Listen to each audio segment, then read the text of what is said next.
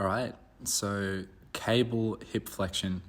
I wanted to get a hip flexor training setup that helps us to train the hip flexor in some length as well, get that leg behind the body and not just be shortening in the vertical vector, but pulling from back to front.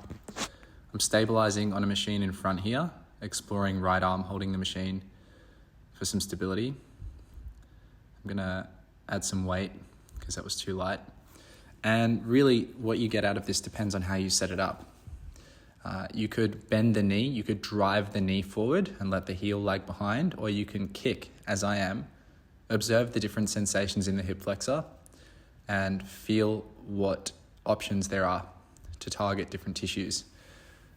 Practice balance and you'll get quite a lot out of this on the non-flexion leg, so the left leg, because that hip will be extending, relatively speaking, through the ground to stop you from being pulled back.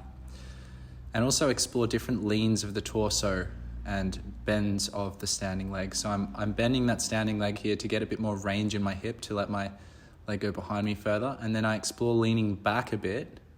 You'll see it in just a second. So leaning back slightly more with my body, again, to get into more hip extension, to be pulling from further behind my body. Here it is, now you can see it more. So this is what I mean, explore different setups. You want to get length in the hip flexor with this exercise. That's why we're doing it with the cable machine. So that's the priority. Other than that, just look for the juiciest sensation in the tissues where you tend to feel weak or tight.